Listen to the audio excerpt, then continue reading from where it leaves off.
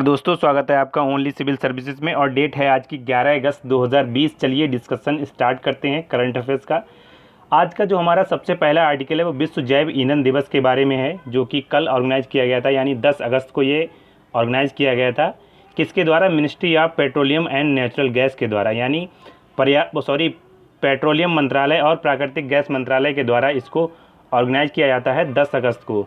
इस बार की जो थीम थी बायोफ्यूल टुवार्ड्स आत्मनिर्भर भारत, यानी आत्मनिर्भर भारत में बायोफ्यूल्स का क्या योगदान हो सकता है उसके बारे में ये थीम थी। और अगर बात की जाए 10 अगस्त को ही क्यों मनाया जाता है, तो 10 अगस्त को मनाने का एक रीज़न है इसके पीछे। 1893 में सर रुडोल्फ डीजल, जिन्होंने डीजल इंजन की खोज की थी या आविष्कार किया था, उनके द्वारा पहली बार 10 अगस्त 1893 को सक्सेसफुल ट्रायल किया गया था मैकेनिकल इंजन का।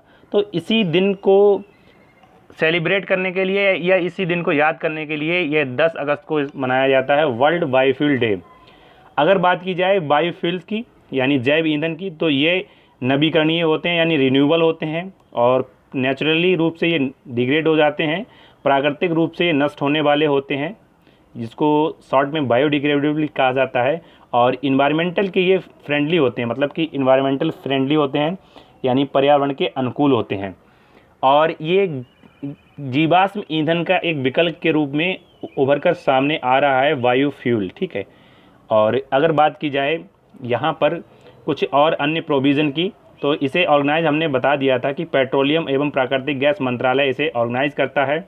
और इस बार ये नई दिल्ली के जो विज्ञान भवन है उसमें इसको ऑर्गेनाइज़ किया गया था, यानी वहाँ इसे मनाया गया था। 2018 में क्या हुआ था, एक इम्पॉर्टेंट प्रोविज़न किया गया था गवर्नमेंट ऑफ इंडिया के द्वारा, नेशनल बायोफ्यूल पॉलिसी लाई गई थी और उसमें कुछ इम्पॉर्टेंट प्रावधान किए गए थे एथेनॉल को मिलाने के लिए। मतलब कि जो पेट्रोल होता है उसमें एथेनॉल की कुछ फीसदी ब्लेंडिंग करने के लिए, यानी उसे मिलाने के लिए, और डीजल में भी मिलाया गया था। तो इसी कंटेस्ट में 2018 में जैव ईंधन पॉलिसी लाई गई थी। जैव ईंधन पॉलिसी को हम कुछ अलग वीडियो बनाकर एक उसमें हम डिस्कस करेंगे। और उसके बाद अगर बात की जाए, देखो बायोफ्यूल्स की क्या इंपॉर्टेंट है भारत के लिए, ये स्ट्रेटेजिक इम्पोर्टेंस रखता है यानी सामरिक महत्व रखता है, क्योंकि भारत अधिकांशतः जो इंपोर्ट करता है उसमें सबसे ज़्यादा पेट्रोलियम का आयात करता है, जिस कारण से भारत का ट्रेड डेफिसिट बढ़ जाता है यानी व्यापार घाटा बढ़ जाता है। तो बायोडीजल को अगर हम अपने देश में प्रोड्यूस करेंगे तो हम इस पेट्रोल के जो आयात है इसको कम कर कर अपने ट्रेड डेफिसिट को कम कर सकते हैं। और मेक इन इंडिया, कौशल विकास, स्वच्छ भारत अभियान जैसी जो पहलें चल रही हैं उनके अकॉर्डिंग ये काफ़ी इम्पोर्टेंट रोल निभा सकता है। जो हमने देखो बताया कि आयात में कमी की जा सकती है और किसानों की आमदनी भी बढ़ेगी अगर हम बायोफ्यूल्स का उत्पादन करेंगे, एम्प्लॉयमेंट भी होंगे, और मतलब कि सारी तरह से काफ़ी डायमेंशनल से ये हमारे लिए बेनिफिशियल है, लाभदायक है, ठीक है। अगर बात की जाए नेक्स्ट आर्टिकल की, तो नेक्स्ट आर्टिकल हमारा प्रधानमंत्री किसान सम्मान निधि योजना के बारे में है। कि देखो ये स्कीम तो पुरानी है लेकिन ये चर्चा में अभी आई है, इसीलिए हम इसको एक बार रिवाइज कर लेते हैं। केंद्र सरकार के देखो जो मार्जिनल और स्मॉल फार्मर्स होते हैं उनके लिए 6,000 रुपये की इसमें वित्तीय सहायता दी जाती है एनुअली बेस पर। और अगर बात की जाए इसमें गवर्नमेंट की, तो 75,000 करोड़ की ये स्कीम है, मतलब कि 75,000 करोड़ रुपए का इसका बजट इनिशियली रखा गया था जब ये लॉन्च की गई थी तब। और 2-2 हज़ार की इसमें 3 किस्तें दी जाती हैं। इसका देखो उद्देश्य क्या है, किसानों की फाइनेंशियली सहायता करना, जो कि ख़राब मौसम और कम कीमत के कारण उनको जो नुकसान होता है उसकी भरपाई करना और उन्हें उसमें मदद मिल सके। अगर बात की जाए इसके जो एलिजिबिलिटी की, तो जिनके पास 2 हेक्टेयर से कम भूमि है वो इस स्कीम के एलिजिबल हैं। इसमें लगभग 12 करोड़ किसान लाभान्वित होते हैं, ठीक है। उसके अलावा कुछ अलग डाटा दिया गया है कि इसमें 500 रुपये प्रति माह के हिसाब से ये 6,000 रुपये का प्लान बनाया गया है। और नाबार्ड बैंक के द्वारा एक ग्रामीण वित्तीय सर्वेक्षण किया गया था 2015-16 में। तो यहाँ किसान की जो औसत आय थी वो मासिक बताई गई थी 3,140 रुपये। अब अगर बात की जाए, देखो 3,140 रुपये किसान की मासिक आय बताई गई थी 2015 और 16 में, किसके द्वारा? नाबार्ड के द्वारा। उसके अलावा इसमें 500 रुपये का जब इंक्रीमेंट किया जाएगा तो लगभग उसमें 16% की वृद्धि होगी, जो कि सरकार का एक एम्बिशियस टारगेट है 2022 तक किसानों की आय को डबल करना, उसमें ये स्कीम काफ़ी हेल्पफुल साबित हो सकती है। ठीक है, तो हमने पीएम किसान सम्मान निधि योजना के बारे में जाना, काफ़ी इम्पॉर्टेंट स्कीम है। इस स्कीम से संबंधित क्वेश्चन एग्ज़ाम में पूछा जा सकता है।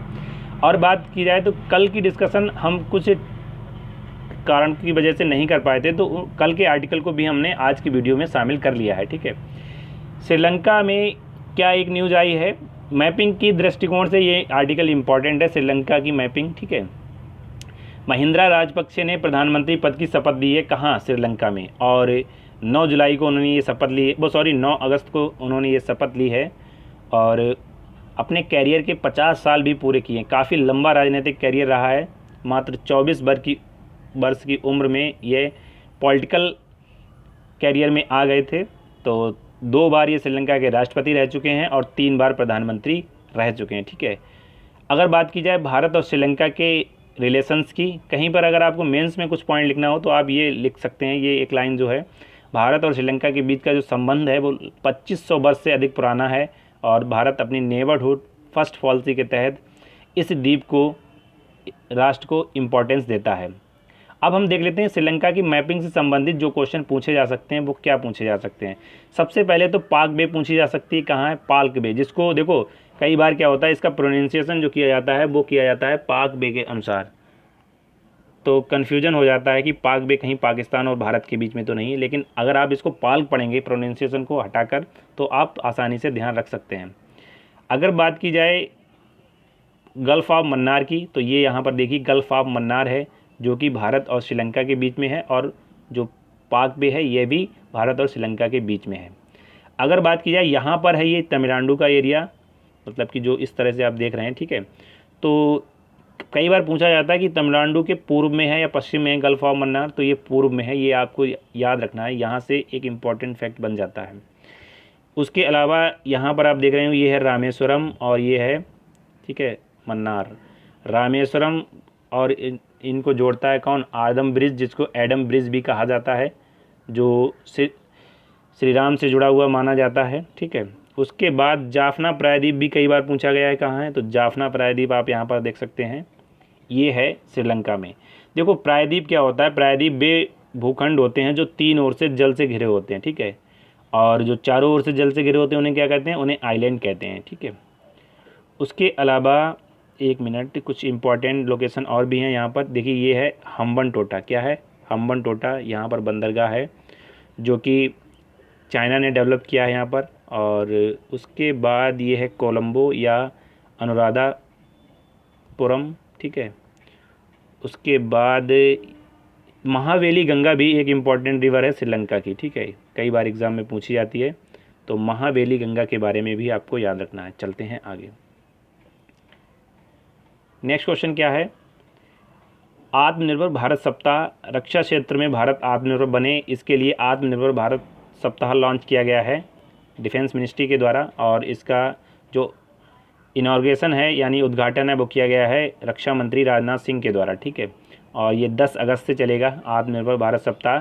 इसमें होगा क्या? इसमें लोकल फॉर वोकल के लिए प्रमोट किया जाएगा, यानी स्थानीय उत्पादों का प्रयोग किया जाए हमारे दैनिक जीवन में और डिफेंस में। मतलब कि जो डिफेंस की सारे इक्विपमेंट होते हैं उनमें लोकल इक्विपमेंट का प्रयोग करना और उनको इम्पोर्टेंस देना, इसीलिए आत्मनिर्भर भारत सप्ताह लॉन्च किया गया है। और विशेषता ये रक्षा उपकरणों पर फोकस रहेगा।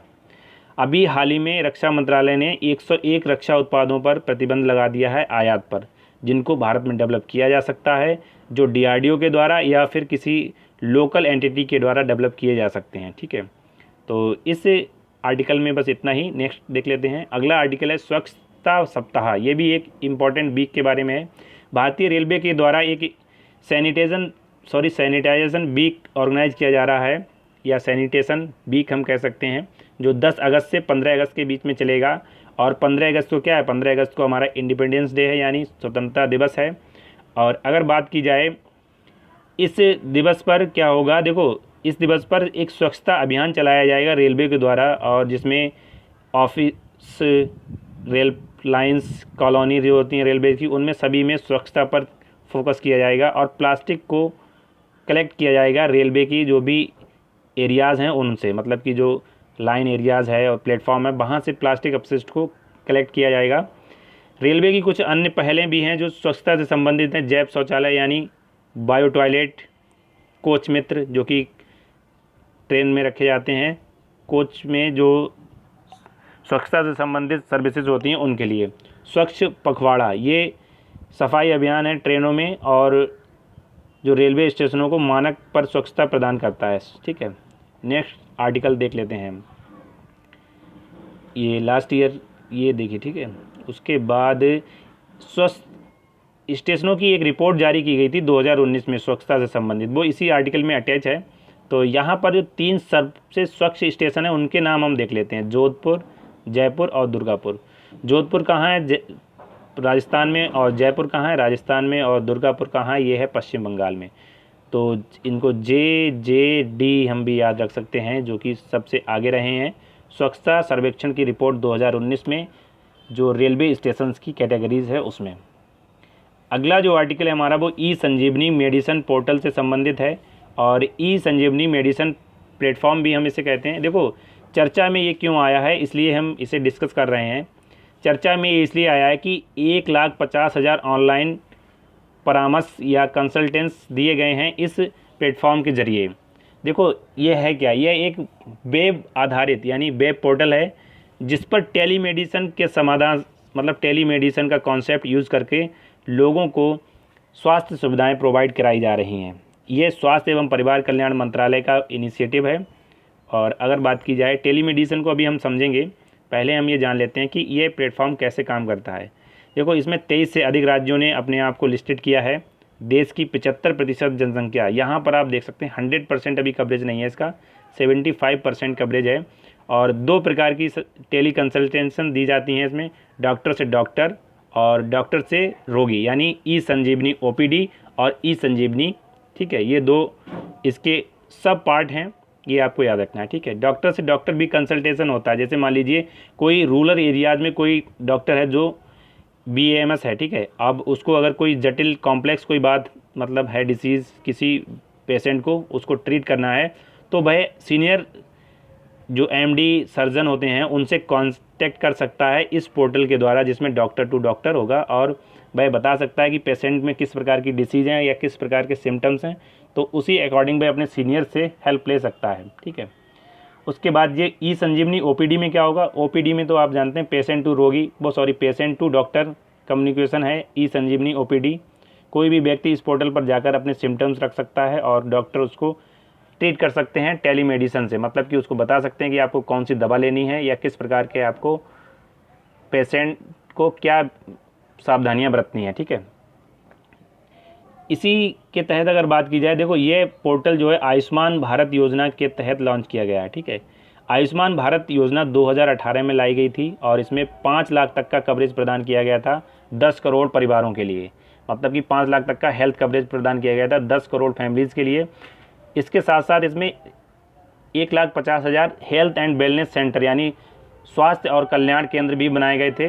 तो इन सबको एक ही रूप में, मतलब कि एक ही जगह पर केंद्रित किया गया है ई संजीवनी मेडिसिन प्लेटफॉर्म के जरिए। अगर बात की जाए इसमें 250 विशेष लिस्ट होते हैं, मतलब कि स्पेशलिस्ट होते हैं जो दैनिक आधार पर उपलब्ध रहते हैं। लेकिन इसकी एक बात यह है, ये केवल एंड्रॉयड ऐप पर अभी है, उसके अलावा इस पर आगे काम चल रहा है। ठीक है, उसके बाद तो बस यही लिखा हुआ है कि कौन सी टेक्नोलॉजी इसमें यूज़ की गई। इसमें टेक्नोलॉजी यूज़ की गई MIS और tele cardiology, tele ophthalmology, video recording, video conferencing, ये सब मतलब कि किस प्रकार से टेलीमेडिसिन का यूज़ किया जा सकता है, ये लिखा हुआ है इसमें। और 2 अंतर्राष्ट्रीय मानकों का भी ये पालन करता है, ट्वेन और डिकॉम। देखो ये इंपॉर्टेंट है, ये इन टर्म से क्वेश्चन बन सकता है कि ये क्या है। Technology without an interesting name, ठीक है, ट्वेन। डिकॉम क्या है? Digital imaging and communication in medicine. ठीक है, तो संजीवनी पोर्टल के बारे में हमने जाना, ये सब डेटा दिया हुआ है, ये आपको नहीं याद रखना है। ठीक है, तो आज की डिस्कशन में इतना ही। अगर आपको वीडियो अच्छी लगी तो लाइक, शेयर और कमेंट करें और हमारे चैनल ओनली सिविल सर्विसेज को सब्सक्राइब करें। अगर आप इस वीडियो की PDF डाउनलोड करना चाहते हैं तो हमारे Telegram channel only civil services को आप सब्सक्राइब कर सकते हैं या ज्वाइन कर सकते हैं वहाँ पर। और जब भी आप ओनली सिविल सर्विसेज को ज्वाइन करें तो ये सिंबल जो है वो आप ज़रूर देखें, ये हमारे YouTube चैनल का सिंबल है। ठीक है, तो आज की डिस्कशन में इतना ही। Thank you for watching.